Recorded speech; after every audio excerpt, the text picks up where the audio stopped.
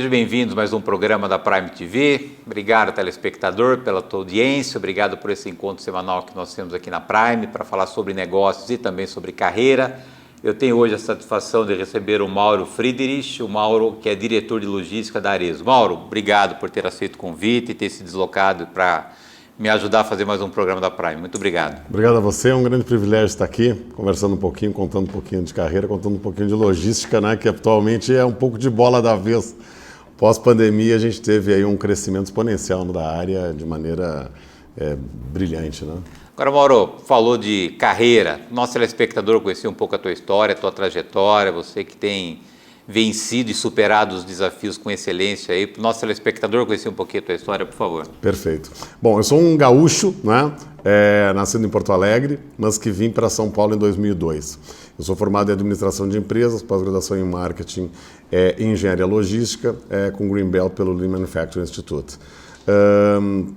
Sou docente também, comecei a docência há cerca de 23 anos e nisso são 35 anos de carreira.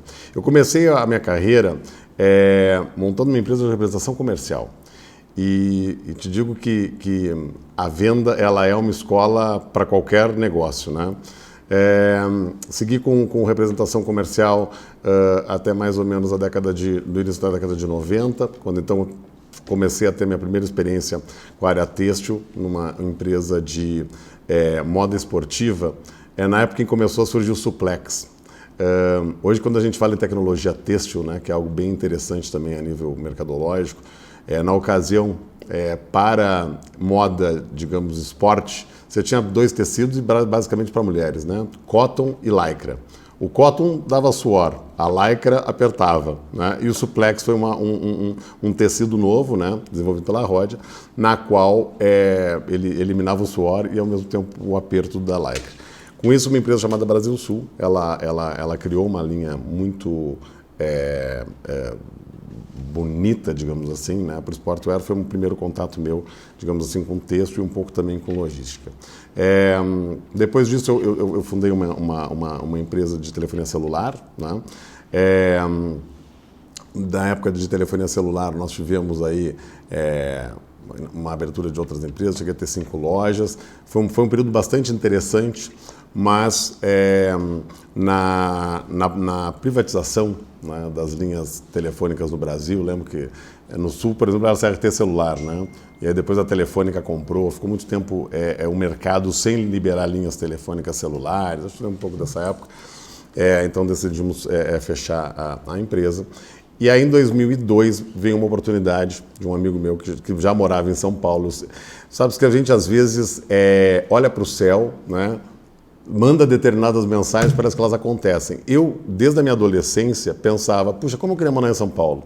Mas, na verdade, não fazia maiores movimentos concretos para isso. E num determinado momento, então, em 2002, apareceu essa oportunidade de eu vir para São Paulo. Vindo para São Paulo, ele era um diretor da Zara e disse, olha, talvez tu possa começar na Zara, não é? Depois tu verifica aqui alguma outra questão, talvez um pouco mais aderente aí à área administrativa, etc. e tal. Iniciei então na Zara dentro de um suporte, na verdade, de uma sistemática da área fiscal, né, que havia uma adaptação ainda da companhia com relação a toda a parte tributária brasileira, né, uma companhia espanhola. Esse trabalho era um trabalho, digamos assim, que ele vinha, né, com difícil mastigabilidade pela companhia. E lá pelas tantas o trabalho eu consegui encerrar, consegui finalizar essa etapa, né? E o presidente da companhia na época olhou para mim e disse, tu entende logística? Eu digo, olha, já tive alguns contatos com logística, né? Não, porque nós estamos com um problema de logística também, né? E acho que seria interessante, né, se tu pudesse, né, fazer um diagnóstico lá e tal. E aí eu lembro que dessa forma que eu comecei a entrar na logística da Zara no grupo Inditex. E ali realmente eu iniciei um trabalho realmente de diagnóstico no primeiro momento, depois de atuação e algumas melhorias. E isso foi uma história que foi dando muito certo, né? E nisso eu fiquei 15 anos, né, trabalhando na Zara, os últimos 8 anos que eu permaneci lá, que foi até outubro de 2016, como diretor de logística. Em outubro, eu fiz esse movimento porque, de 2016, eu começava a fazer uma perspectiva de carreira e a famosa geração Z, ela vinha batendo muito forte, né, em cima das áreas de gestão das companhias.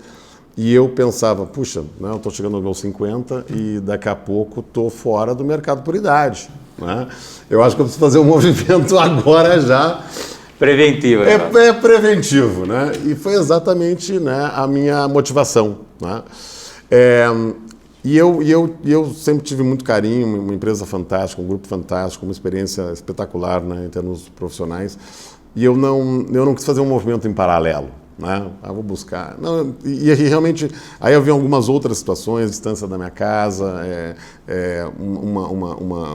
uma certa feita que eu também vim para casa e acabei tendo um pequeno cochilo no carro, quase bati o carro. Então tu vai juntando situações, gente, está na hora de mudar. Né? Então eu tinha duas alternativas ali, eu vou sair, eu vou dar uma descansada, né? vou talvez ou montar uma consultoria ou realmente vou para o mercado, mas eu acho que eu preciso fazer uma movimentação. E aí eu tive uma tragedinha familiar alguns dias depois, foi a morte da minha mãe. Isso me deixou bastante, eu acho que a morte de mãe com qualquer pessoa é algo que é extremamente relevante, não é diferente comigo. E o meu mês de novembro foi um mês, né, que eu não fiz absolutamente nada movendo em relação à minha estratégia de retomada de carreira, digamos assim, ou redirecionamento de carreira. Em dezembro, eu recebi um contato da Arezzo, né, que ficou sabendo que eu havia saído da Zara. Isso, na verdade, o mercado, de certa maneira, ficou sabendo. Eu recebi alguns contatos também. O da Arezzo me interessou bastante. A gente começou, digamos, a fazer um namoro. Né, e aí, em fevereiro de 2017, então, eu entrei na Arezzo. Quando eu entrei na Arezzo, inclusive, foi muito bacana todo o processo de contratação. Eu fui muito, num primeiro momento, pelo desafio. Né? Me parecia que tinha uma bela possibilidade de trabalhos na companhia. E realmente a gente vem fazendo uma história bem bacana lá dentro. E hoje, um dos grandes movimentos que a gente está pleiteando é uma ampliação bastante forte, bastante significativa no nosso centro de distribuição do estado do Espírito Santo. Né? E entre mentes, né, em paralelo então a toda a atividade profissional, quando eu tenho oportunidade, eu procuro continuar, né, um pouco dentro da docência, que é um alimento, né? É um alimento. Eu acho que eu sempre comento com meus alunos que eu mais aprendo com eles do que eles aprendem comigo, eu acho, porque essa troca ela é muito bacana, né? E um pouco também dessa percepção com relação à gama de conhecimentos que a juventude vem trazendo. Né? Há uma forma diferente de pensar, há uma forma diferente de conduzir pensamento e há uma forma diferente de conduzir a vida como um todo. Né? E você aprende com isso, né? É uma coisa realmente muito boa, então eu considero uma troca, né? Eu nem considero mais um trabalho a docência. E eu acho que me completa muito, é o que eu tenho bastante paixão, digamos, em fazer. Né? E com essa trajetória aí, que nisso então, né, a gente chega a 36 anos de carreira, né, eu hoje meio que me auto-intitulo, né, um executivo especialista em logística de moda. Tá? A logística de moda, ela tem características e vieses diferentes de uma mercadoria de uma logística de commodities ou de mercado comercial um pouco mais tranquilo, né? Porque a moda a gente sempre comenta que é perecível. Eu adoro uma frase do Goldfarb, da Marisa, que ele dizia que trabalhar com moda é o mesmo que vender flores. Ou você vende rápido ou fica com o caule na mão, né? Então, essa primeira peculiaridade já é um diferencial, né, com relação à atividade. E outros, digamos assim, com relação aos desafios do Brasil. Né? O Brasil é um país que, para a logística, ao mesmo tempo que é uma super oportunidade, porque tem muito a fazer, né? Mas também é um grande desafio em função, fundamentalmente, de infraestrutura. A gente precisaria ter ainda bastante aporte em infraestrutura para poder trabalhar um pouco mais questões de multimodalidade, que talvez pudessem encurtar um pouco os tempos para regiões mais longínquas. Né? E, ao mesmo tempo, onde eu falo de oportunidade, a omnicanalidade ela é uma grande experiência hoje para as empresas de varejo que possuem capilaridade de lojas e que queiram estar mais próximos através de canais digitais dos seus clientes. Né? Então, eu percebo que o Brasil começa a ter um pouco mais de atenção em infraestrutura a nível governamental. Agora, recentemente, a gente começa a ver um pouco aí de investimento em ferrovias, etc. e tal. Mas também as empresas estão fazendo bem a sua parte em termos de tecnologia, né, e desenvolvimento de estratégias de omnichannel. De maneira geral, acho que contando um pouquinho, resumidamente, é isso aí, né? Vou pedir a tua licença para um rápido intervalo. Na volta nós retomamos aqui o assunto com o Mauro Frederich. O Mauro é diretor de logística da Arezzo. Nós voltamos no instante.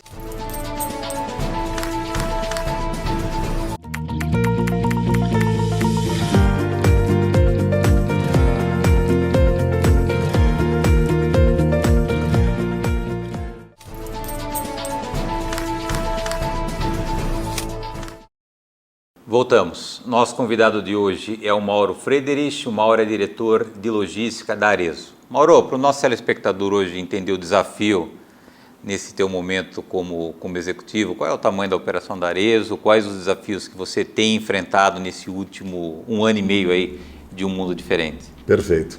Bem, comentar um pouco sobre a Arezzo, né? Porque muitas vezes essa associa a companhia à marca, né?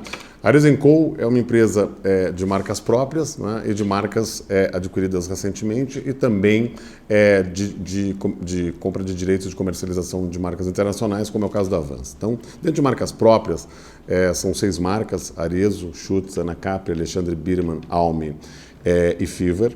Fiver, inclusive, é uma marca que já vem desenvolvendo na linha de tênis algo para o mercado masculino, né? Então já lhe indico aí, né, entrar no site da Fiver. À medida que a companhia começou a vislumbrar processo de M&A, né, como uma estratégia de crescimento, em 2019 ela então fez a compra de aquisição de direito de venda da marca Vans no Brasil, né? Essa operação ela iniciou bem no ano da pandemia, no iniciozinho de 2020, né?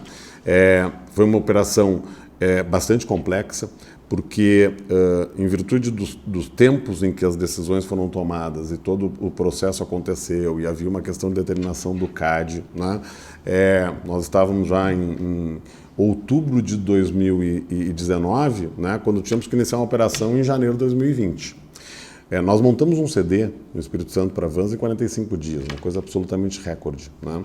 E nós tínhamos 2 operadores logísticos que trabalhavam, né, com a operação da Vans. Um que fazia o e-com e outro que fazia o B2B, né? E essas 2 operações nós migramos, né, para as nossas operações do Espírito Santo. Então, é quase como a gente tratar uma mudança de CD, porque envolve fluxo de mercadoria, envolve uma série de questões, né?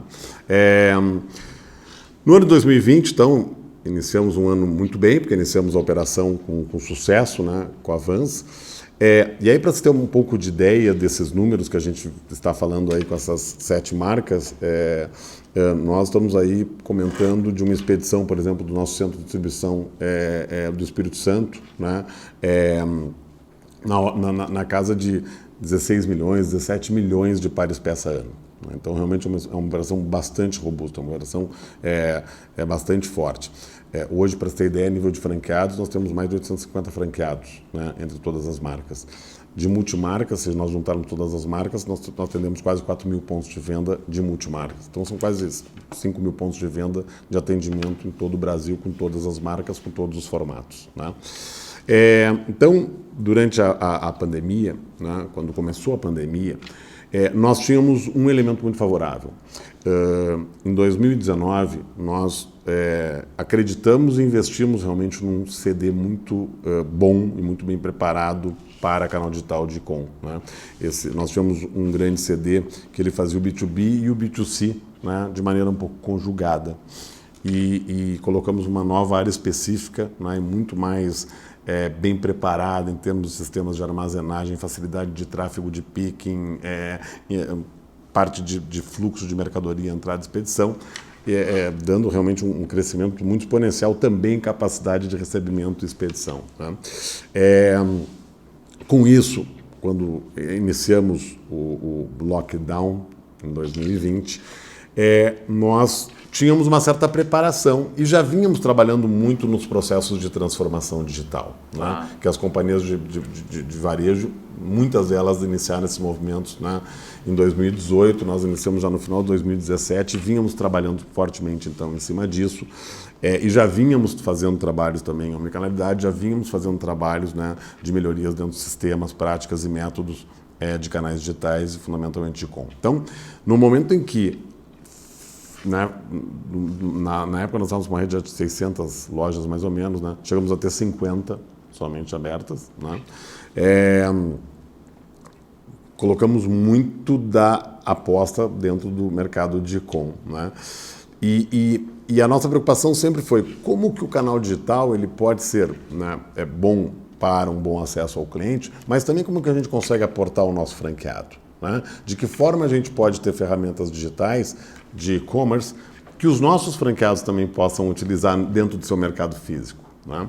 E aí que surgiram também, né, muitas iniciativas desse tipo, como vendedora digital, cupom digital de vendedora, venda via WhatsApp, prateleira infinita, que é uma metodologia que tem sido bem empregada no varejo, funciona muito bem, quando o cliente vai numa loja e eventualmente há algum furo de grade, seja faltando uma cor, seja faltando um número exatamente daquele cliente. Essa loja ela pode contar com o estoque do nosso centro de distribuição B2C, né? E pode optar a fazer a compra diretamente ali pela loja, pode fazer um link, uma série de ferramentas e desenvolvimentos que facilitam a vida do cliente nesse sentido. E ele ainda pode optar ou receber diretamente em casa do nosso CD, ou receber esse produto ali na loja e retirar na loja, né? Então, outra prática também que a gente foi desenvolvendo bastante dentro do e-com é a questão do retira pela loja ou entrega pela loja. A gente tem ouvido falar muito em logística hoje que as empresas estão buscando, né, cada vez mais a proximidade do cliente e transformando lojas em hubs, né? Me parece que para a dimensão do Brasil, que falávamos no bloco anterior, né, sobre um pouco de falta de infraestrutura, que faz muito sentido isso, né? Então, a gente vem também trabalhando bastante forte nisso. Bem, então, uma vez adequado esse primeiro momento, né, isso, digamos, levou 5 meses, né, entre o lockdown, o advento do crescimento exponencial do e-com, desenvolvimento de ferramentas para fortalecimento da rede de franqueados, né? Então, a gente recebe a notícia, acho que no segundo mês do segundo semestre, acho que foi agosto ou setembro, da aquisição da reserva, né? Então, a companhia fez a aquisição da reserva e foi vislumbrando também alguns outros negócios de outros tipos de economia. E entramos também na economia circular, com a aquisição da Troc, né? A economia circular é algo que tem um potencial de crescimento no Brasil impressionante, ainda é muito novo, né? Mas fundamentalmente a grande diferença entre uma economia linear e circular é a economia atual, ela é linear, eu tenho a matéria-prima, o fabricante, o varejista, o cliente final, e depois, para onde vai esse produto, né? Então, cada vez mais com essas preocupações de sustentabilidade, né, o consumidor ele começa também a ter um outro viés. Essa geração Y já vem com outro viés, né, em termos de comportamento de consumo. E a economia circular, então, se preocupa justamente esse produto que ele não tem mais desejo de uso pelo comprador, né? Mas está em bom estado para uso, o que eu posso fazer? Então ele entra dentro do second hand, dentro de uma economia circular, né? Que é exatamente então a atividade da Troc, né? E aí você tem alguma série de estatísticas com relação a isso, por exemplo, né? Que normalmente as pessoas usam 30% das peças do seu guarda-roupa, né? Em casa eu acho que é menos ainda. O que pode fomentar, né, fortemente uma atividade como essa. Seguindo um pouco, então, a estratégia de M&A da Arezzo, né, recentemente nós adquirimos uma marca que ela, de alguma maneira, ela estava parada no mercado, mas tem um bom conhecimento, né, que é a MyShoes. E viemos desenvolvendo uma série de outras estratégias, né, também dentro das marcas próprias. E ainda mais recentemente também adquirimos a Bal, que é uma grife de roupa extremamente despojada, né, com um propósito muito interessante a nível de moda e proposta de moda, com o qual então os desafios eles começam já a ficar um pouco mais grandiosos, né, dentro desses últimos 2 anos. Então, respondendo a tua pergunta, né, como é que estão os desafios, né, desses últimos 18 meses, né, que a gente pega lá um pouco no início da pandemia, a segunda etapa que tivemos quase um outro lockdown esse ano, um grande trabalho aí para integrar essas novas companhias, né, e as pessoas delas, né, preparando a empresa cada vez mais, né, para essa nova realidade de consumo, né, e esse novo tipo de encantamento do cliente. E com uma expectativa para esse ano, no Centro de Distribuição do Espírito Santo, para você ter uma ideia, a gente tem uma expectativa aí de expedição de 21 milhões de pares peça no ano de 2021, o qual bastante trabalho. Agora, Mauro, nesses últimos 18 meses, teve algum momento que mais te preocupou em relação à operação, em relação a essa mudança de loja para o e-commerce? Teve algum momento que mais exigiu de você energia do que normalmente exige? Sim, justamente no lockdown, o primeiro lockdown. Porque o primeiro lockdown, ele não tinha um by the book, né? A gente, por mais experiência que tenha em carreiras, né, ou em outras empresas, ou em outras atividades, quando você lida com um cenário como aquele, eu não tinha vivido nada parecido, logicamente. Então, como fazer para manter uma operação no centro de distribuição com lockdown? Não achei o livro. Não tem manual. Não tem manual.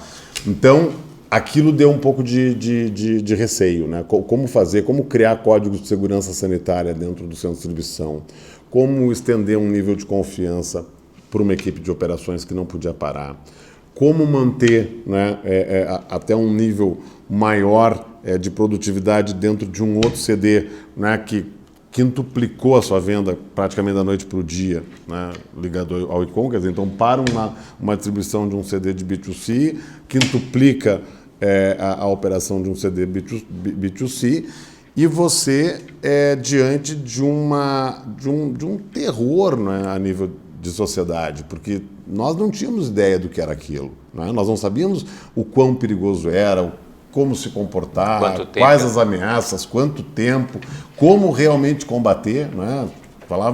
Na época falávamos só de álcool gel, tu lembras, né? Porque até vinha o negócio da máscara, levou um tempo, né?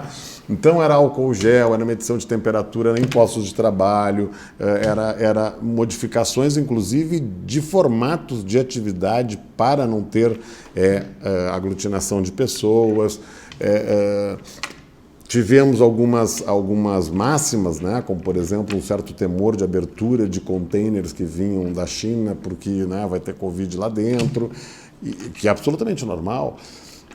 Isso realmente, eu te digo que, se tu perguntar se eu tive algum receio, eu acho que eu fiquei até apavorado alguns dias, para ser bem sincero. Mas nós realmente conseguimos superar bem essas etapas, mas não foi simples, não. Realmente, e eu te confesso que alguns momentos eu tive um bom temor, sim, de como conduzir a coisa. Mauro, eu tenho 30 segundos para encerrar o nosso programa. Olhando para o futuro, quais são os próximos passos que você vê na sua carreira? Pois eu hoje estou muito feliz dentro da Arezzo, né?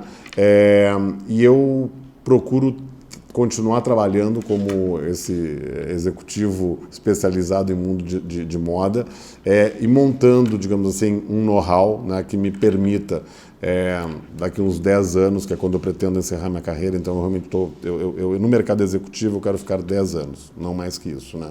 E a isso eu estou preparando, então, uma linha de conhecimento que eu possa, sendo egresso do mercado executivo, né, entrar no mercado de consultoria e de ensino, né, e continuar desenvolvendo o ensino, que é uma paixão da minha vida. Obrigado pelo prestígio, obrigado por estar comigo. Foi um grande privilégio estar aqui com vocês. Obrigado, telespectador, pela tua audiência, obrigado por esse encontro semanal que nós temos aqui na Prime. Lembrando que o programa Inédito vai ao ar toda terça-feira, 9h30 da noite. Eu aguardo vocês na próxima semana. Até lá.